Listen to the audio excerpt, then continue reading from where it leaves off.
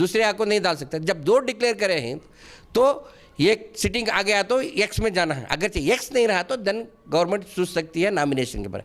So it is well with in the ambit of the Waqf act. इसमें क्या भी गुंजाइश नहीं है, क्या भी इसमें खामियां नहीं। ये अवाम को गुमराह करने के लिए और ये करने के लिए ये साजिश चल रही है।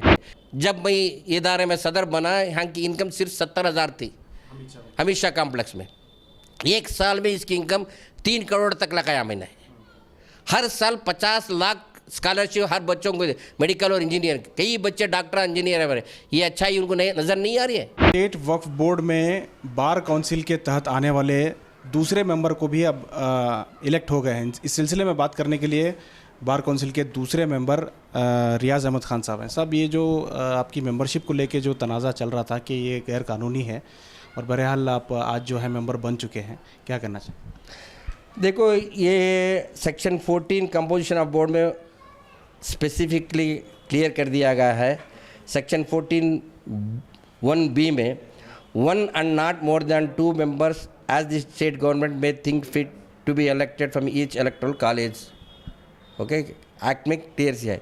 इसी तहत पर जब पहला 2019 में पहला बार बोर्ड बना, उस टाइम पर जो नोटिफिकेशन निकला, वो नोटिफिकेशन में भी पार्लियामेंट कैटेगरी को 1 मेंबर, असेंबली कैटेगरी को 2 मेंबर, बार काउंसिल कैटेगरी को 2 मेंबर, मुतवली कैटेगरी को 2 मेंबर को गए 5/2/2019 में नोटिफिकेशन निकला।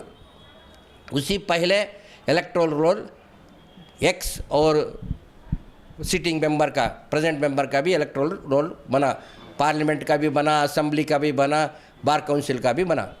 वो कानून में चाहे कानून के हिसाब से ही बना। Electoral officer and IAS officer वो ऐसा वैसा ये करके नहीं कर सकते। वो जो कानून में वही है, वो इलेक्टोरल कॉलेज बनाए।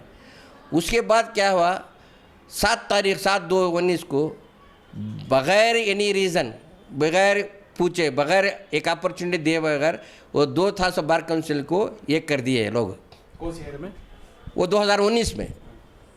2019 में जो पहले डिक्लेयर करे थे 2 सीट बार काउंसिल से, लेकिन 2 दिन में किसी बगैर any reason, without any reason, without any objections, without any, उन्होंने ये कर दिए। ये करके इलेक्शन करे।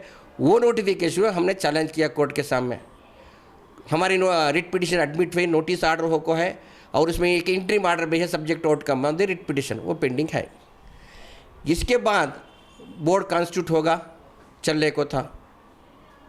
हमारे काबिल दोस्त जनाब मरहूम यूसुफ साहब का इंतकाल हो गया। बोर्ड अब रिकॉन्स्टिट्यूट होना है। इस सिलसिले में जब फाइल प्रेजेंट गवर्नमेंट, जो अब की गवर्नमेंट है, फाइल मंगाई, एग्ज़ाम करे रहेगा, करके वो देखे जो पहला कहे 2 था सो 1 करे, सो गलती है कि एहसास करके उन्होंने उसको फिर 2 करके नोटिफिकेशन इशू करा। एक्ट में प्रोविजन है 2 करके, डिस्कशन पावर गवर्नमेंट को दिया गया है। जब गवर्नमेंट अपना पावर एक्सरसाइज कर रहा है तो ये लोगों को क्या तकलीफ है? क्या एक मेंबर आने से कुछ ये होता है क्या? अभी एक सपोर्ट मिलता है, एक अच्छा काम करने के वास्ते एक मौका मिल रहा है, सबको भी अच्छे डायरेक्शन में ले जाने के वास्ते एक ये रहता है। लेकिन सर, उनका दूसरा इल्ज़ाम ये भी था कि आप पर जो है 2 मुकदमे चल रहे थे, जिसमें से एक मुकदमा पेंडिंग भी है। तो उनका कहना है कि अगर करप्शन करने वालों को इस तरह से मेंबरशिप में लिया जाएगा तो बोर्ड को नुकसान होगा। इसके बारे में और पहले ये क्लैरिफाई कर देता हूँ। ऐसा ही करके एक साहब ने एक स्टेटमेंट दिया तुम्हारे सामने, जो ना ला की डिग्री हासिल करे ना, आप ये खुद कानूनदान बन के आप अपने हिसाब से जो सिटिंग मेंबर है तो दूसरा मेंबर नहीं आ सकता, ऐसा करके कहाँ है कानून में? वैसा कानून में है इलेक्टोरल कॉलेज से इलेक्टोरल सेक्शन एक्सप्लेनेशन 1 में क्लियर से बता रहे। एक्सप्लेनेशन 1 क्या बता रहा है?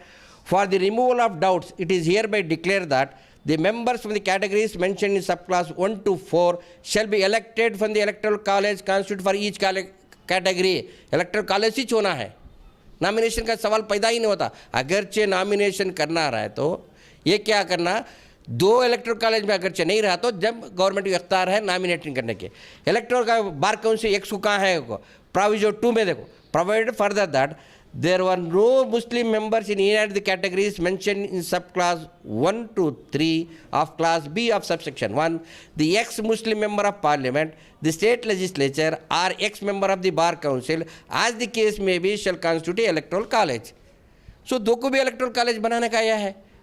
अगरचे ये college में possibility नहीं है, then they should think of the nomination. लेकिन आप पर तो ये मुकदमा अभी पेंडिंग है. नहीं एक क्लैरिफाई करता हूँ. सो जो गवर्नमेंट कही है वो well with in the act, ambit of the act, इसमें कोई ये नहीं है. इसके बारे में ये लोग चैलेंज के रीट, पहले एक रीट डाले, डिसमिस हुआ, दूसरा रीट डाले, वो भी डिसमिस हुआ, तीसरा डाले, उसमें नोटिस आर्डर होगा, है पेंडिंग है. इंशाल्लाह उसमें भी हमें कामयाबी होंगे, क्योंकि तो कानून के हिसाब से है, इसमें कोई ये चीज़ नहीं है. इलेक्टोरल कॉलेज बोर्ड के मेंबर्स भी डाले, हाँ चंद मेंबर्स बोर्ड के मेंबर्स भी डाले हैं. वो रिट पिटिशन उन्होंने सिंगल बेंच में डिसमिस हुआ, बाद डबल बेंच को गए, वहाँ भी डिसमिस हुआ.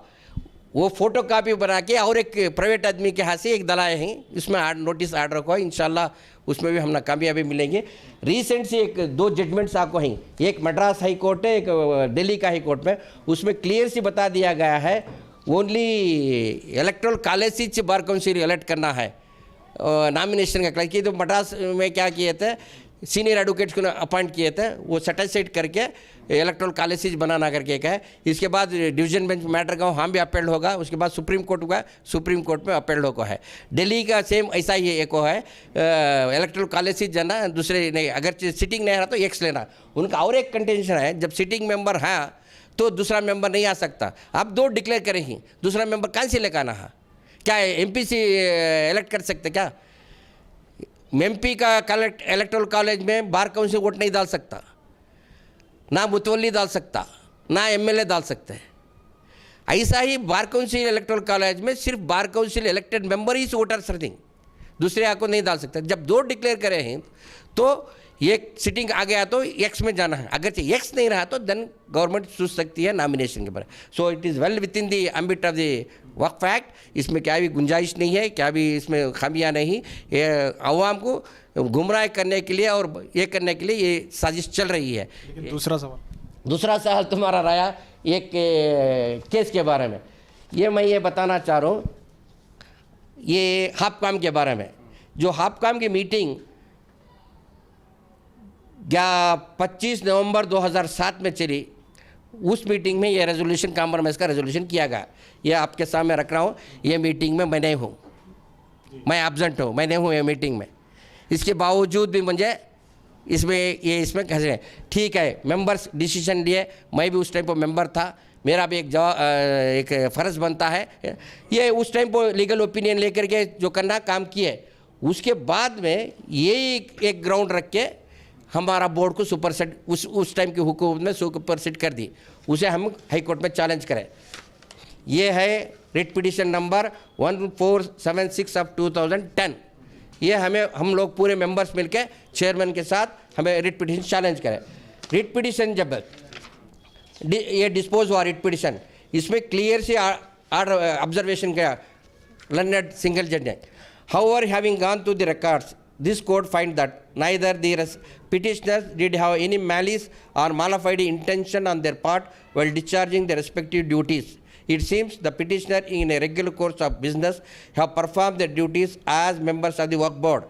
The negligence cannot be equated with intentional action. Thus, it cannot be said that the petitioners have intentionally committed any default in performance of their duties. ये observation करा, writ को dispose कर दिया. फाइनल ऑर्डर में ये किया, the stigmatic observation found against the petitioners in their pleadings are hereby expunged. वो allegation पूरा एक्सपंज कर दिया. ये सब बेसलेस एलिगेशंस है, जो भी किया है उन्होंने कानून के हिसाब से कर गए, ये कर गए. इसके ऊपर एक ये लोगों ने एक रिट अपील गए डिवीजन बेंच के सामने. रिट अपील नंबर 456 ऑफ 2010 दो बेंच के सामने, डबल बेंच के सामने गए. इसमें भी उनको शिकस्त मिली. इसमें भी क्लियर रिट अपील डिसमिस होगी, इसमें ये बता रहे हैं. However, in the interest of justice and equity, we have gone through orders dated 20th October 2010 passed by the London single judge in writ petition number 1476 of 2010 to find out as to whether there is any scope for interference it is manifest on the face of the same that the learned single judge, after critical evaluation of the entire material available on his file, has recorded the cogent and valid reasons at paragraph 5 to 7 of his order for disposing of the said writ petition. The same is well founded, well reasoned. Therefore, interference of the said order by the learned single judge is not called for. इसके ऊपर supreme court को ये लोग वहाँ भी dismiss हुआ. इसके बाद मैं जब चेयरमैन बना, पहला सब्जेक्ट फर्स्ट मीटिंग में फर्स्ट सब्जेक्ट लिया, subject taken with the permission of the chair.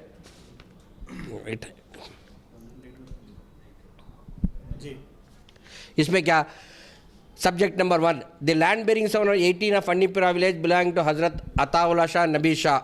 The previous board has passed a resolution number 17 dated 15/11/2007 in respect of the land bearing sum number 18 of Annipura village, Bangalore. In terms of thereof, a joint memo was filed before the Honorable High Court of Karnataka in WP number 18272 of 2005 and 2410 of 2005. Consequently, very serious concern was voiced in this regard by a section of the community protesting against the aforesaid resolution. In these circumstances, this board is required to review the resolution. This board is required to review the resolution number 17 dated 15/11/2007. The aforesaid resolution has obviously been passed unanimously by all the honorable members who are present in the meeting of Karnataka State Board of Work held on 15/11/2007. Apparently, based on certain documents and legal opinions, none of the board members present in the meeting noted any dissent. In any event, the order, in order to avoid future criticism at a later point of time, and also to bring an end to the controversy related to the aforesaid resolution, this board hereby unanimously resolved and absolutely rescind the aforesaid resolution dated 15/11/2007. The board hereby direct the Chief Executive Officer of the board and the institution to take up steps to approach the Honorable High Court of Karnataka, seeking permission to rescind the joint memo filed in this regard and the aforesaid proceeding. ये हमें resolution करके वो joint memo वापस लेना करके order भी कर दिया, वो डाल दिए भी. इसके बाद एक बात, इसके बाद गवर्नमेंट के सामने ये मैटर आया. गवर्नमेंट में भी क्लियर सी एक ऑर्डर करे उन्होंने.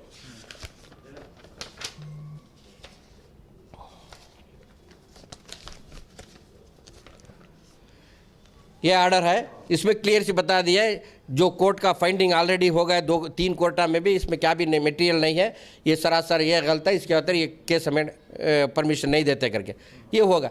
ये होने के बावजूद भी ये क्लोज हो गया, इसके बावजूद भी ये लोग खाली एफआईआर रख ले, एफआईआर हो गया कि खामोखा ये गए. इसमें हमारा कोई भी ये नहीं है. इंशाल्लाह अब वो हो के भी आ गए, उसकी कोशिश चलेगा रेजोल्यूशन वापस लेनी. और एक केस भी ऐसा ही है, ये बेल्लल्ली के बारे में. इसमें क्या हुआ, ये केस प्रीवियस बोर्ड जब मैं नहीं था, रिट चैलेंज किया, चैलेंज करने के बाद रिट पिटीशन डिसमिस होगा. उसके बाद उन्होंने वो प्रीवियस बोर्ड रिट अपील गए. रिट अपील जब हियरिंग को आया था, उस टाइम पर मैं चेयरमैन था, वो भी डिसमिस हो गया. अब रिट अपील डिसमिस होगा तो क्या करना है मेरे को? क्या आंखें मुझे खामोश बैठना है या उसके ऊपर सुप्रीम कोर्ट को जाना है? ये पूरे मेंबरों को मैं फ़ोन पे बात किया, ऐसा है सिचुएशन अर्जेंट है, इसको क्या करना है. यूनानिमसली पूरे मेंबरों ने बताया तुम जाके पहले रिट पिटीशन फाइल करो. मैं सीओ और वो इदारे के सदर तीनों मिलके सुप्रीम कोर्ट को जाके सीनियर एंगेज करके वो रिट एसएलपी को फाइल करे कोर्ट में. क्या मैं कोई गुनाह किया क्या रिट अपील जाने के वास्ते? वैसा तो नहीं कि जो कानून में गुंजाइश तो मैंने सिंसियरली काम किया. रिट अपील डाले, वहाँ एक इंट्रीम ऑर्डर भी हमको मिला, अभी रिट अपील पेंडिंग है. उसके बाद इन्होंने एक कंप्लेंट दिया. इसके पीछे बहुत बड़ी स्टोरी है, वो मैं उसके डिटेल में नहीं जाना चाह रहा हूँ. इसके बाद इन्होंने कंप्लेंट देने के बाद इन्वेस्टिगेशन हुआ, पुलिस CODC इन्वेस्टिगेशन हुआ. इन्वेस्टिगेशन में ये पाया गया जो कंप्लेंट देना उसका स्टेटमेंट, ಫಿರ್ಯಾದಿದಾರರು ತಮ್ಮ ಹೇಳಿಕೆಯಲ್ಲಿ ಯಾರೋ ತಯಾರಿಸಿದ ದೂರಿನಲ್ಲಿ ಹಿರಿಯ ಅಧಿಕಾರಿಗಳ ಸೂಚನೆ ಮೇರೆಗೆ ತಾನು ಸಹಿ ಹಾಕಿ ದೂರು ಸಲ್ಲಿಸಿರುವುದಾಗಿ ತಿಳಿಸಿದ್ದು, ಆರೋಪಗಳು ಕುರಿತು ಹೆಚ್ಚಿನ ವಿಚಾರಗಳೇನು ತನಗೆ ತಿಳಿದಿಲ್ಲವೆಂದು ನುಡಿದಿರುತ್ತಾರೆ. ಈವರೆಗೂ ಹಲವಾರು ಬಾರಿ ಅಲ್ಪಸಂಖ್ಯಾತ ಕಲ್ಯಾಣಕ್ಕೆ ಅಭಿವೃದ್ಧಿ ಇಲಾಖೆ ಹಾಗೂ ವಕ್ಫ್ ಮಂಡಳಿಗೆ ಪತ್ರ ವ್ಯವಹಾರ ನಡೆದಿದ್ದರು ಮತ್ತು ಇತರೆ ಸಾಕ್ಷಿದಾರರಿಗೆ ನೋಟಿಸ್ ನೀಡಿದರೂ ಸಹ ಕೇಸಿಗೆ ಸಂಬಂಧಿಸಿದಂತೆ ಅಪರಾಧಿತ ಕೃತ್ಯ ನಡೆದಿರುವುದನ್ನು ದೃಢೀಪಡಿಸುವಂತಹ ಯಾವುದೇ ಸೂಕ್ತ ದಾಖಲಾತಿಗಳನ್ನು ಒದಗಿಸಿರುವುದಿಲ್ಲ.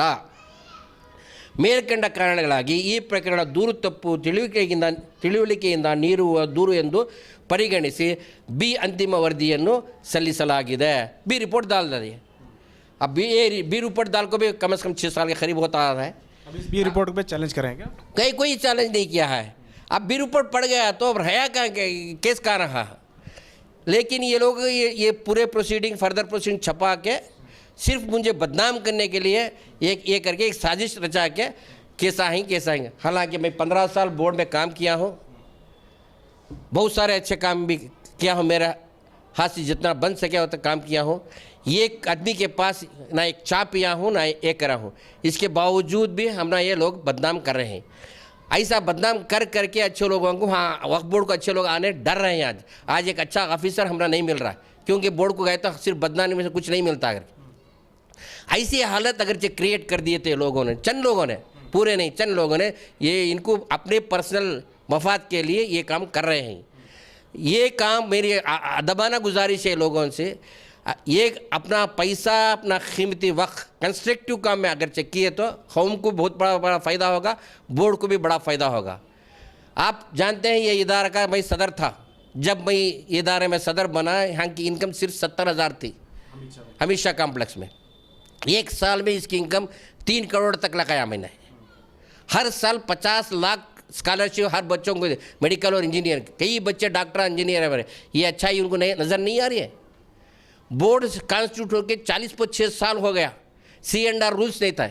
मेरे पीरियड में 6 महीने उसके पीछे पड़ के C&R रूल्स गवर्नमेंट का, मेरे मेंबर्स भी बहुत साथ दिए, मेरा ऑफिसर भी बहुत साथ दिए, स्टाफ भी साथ दिया, उनका ताउन लेके C&R रूल्स अप्रूव किया गवर्नमेंट में.